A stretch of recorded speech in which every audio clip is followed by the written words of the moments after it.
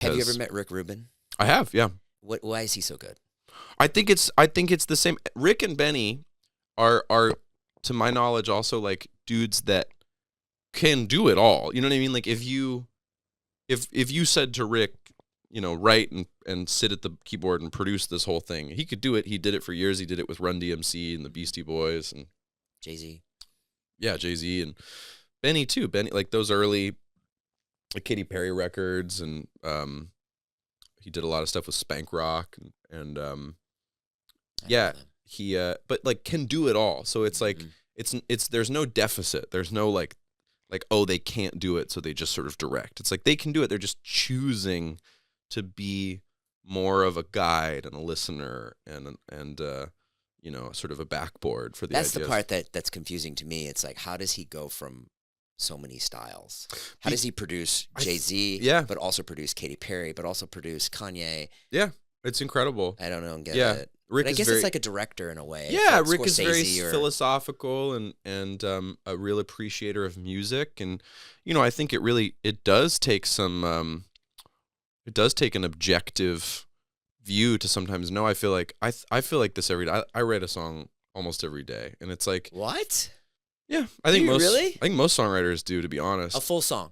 Yeah, or like 3/4 of one, a verse, chorus, verse, whatever. Wow. But the do you walk around and record yourself and record things? Not really. Yeah, it's audio sometimes or whatever. Because you use sounds a lot in your things. What's a sound that you've recorded that you're like, wow, I can't believe this made it into this big record? In the doc, I see you recorded just matches. Yeah, that was cool. A match strike. That was cool. The match strike thing was cool. I like literal stuff. If there's like if the song is about being underwater, like I like doing stuff like that. But I do like the kind of more abstract world of it, of like some good texture that nobody would know and makes it in there. Oh it's really cool. Cool like bird sounds. And so you talked a little bit about like them giving you, because this is what I think happened. Yeah.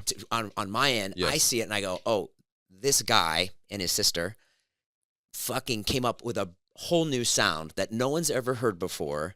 It's like, it's everything everyone's listening to. And then they say, oh, we want you to work with other artists and stuff. And then they give you No Time to Die, right? So what was that like? So yeah, I'll try to answer that in 3 parts. Okay. I think that I don't feel like we created like a whole new sound as much as we failed to sound like whoever we were trying to sound like. There's a John Mayer quote that's like, originality is failing to sound like whoever you're trying to sound like. Oh, so which is a great observation. And I think it's pretty true of kind of all art. It's like inspired by some artist and you try to paint like them, and it's like you do something different and that's why it's unique. Right. So like there's a ton of great artists that like are huge influences on me. They're usually like unexpected, like somebody like My Chemical Romance. Like I wouldn't make the kind of music I make if it weren't for My Chemical Romance. But I don't make My Chemical Romance kind of music. But it's like that's a spice. That's a secret spice in the recipe. So we make all this music. It gets way more popular than we think it ever is going to get. Like, yeah, I mean, our expectations were so much less high. We were ambitious and we wanted to make something good, but like we didn't think we were.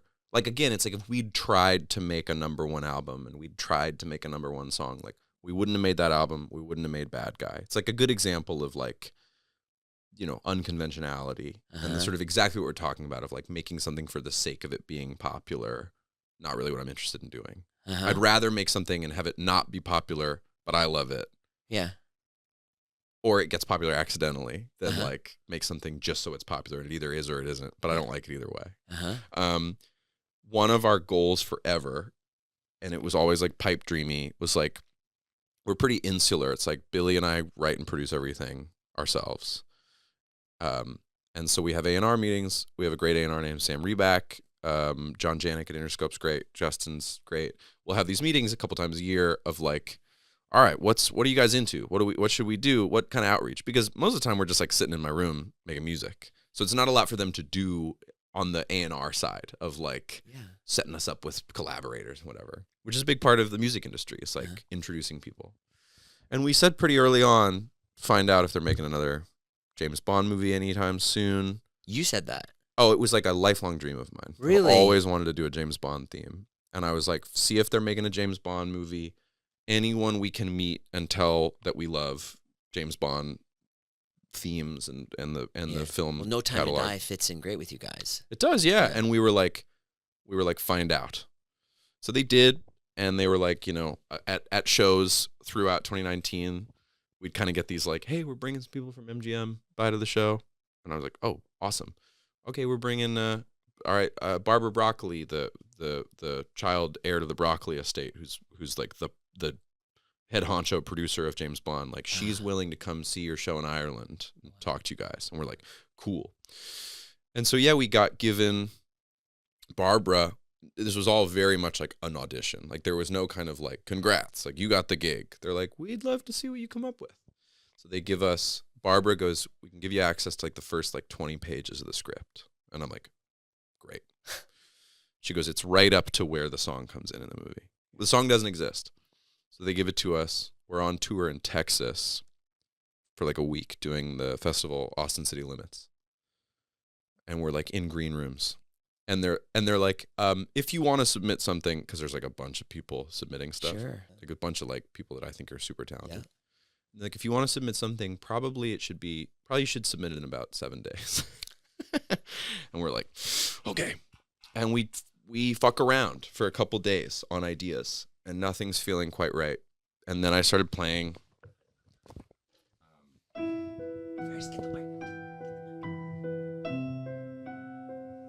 Okay, that's what I was going to ask you. You came up with this? This isn't Hans Zimmer. This is you? Unfucking. And I was like, okay. And it was like almost immediate. Like once that existed, I was like, okay, this is going to be fine. And then, and here's the other thing. When we write songs, typically it's all sort of like lyric and melody simultaneously. Like, what would be a great lyric? Okay, let's figure out the melody for that line that we like, and sort of improvisational. For this, because of the nature of like the movies, and they almost always interpolate the melody of the theme throughout the score. Like, so like a melody that a singer is going to sing in this theme later, like a string suite is going to play. Mm-hmm. So it has to be very melodic. Yeah. Do you know what I mean? Yeah. And so for this song, it was like every lyric was, the melody happened first, which is very rare for us. Okay. But we were like, that's how it's going to go for this. So I remember like once we got to the chorus, which is,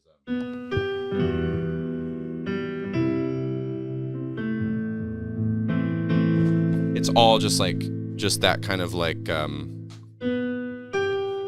it's all that melody, because we were like, that's going to sound really beautiful done by strings 2.5 hours later in the movie. So you don't have any of the lyrics yet? No, we just wanted to have the melodies right. And then we, just put lyrics to all that stuff. When you guys write songs like that, are they first person?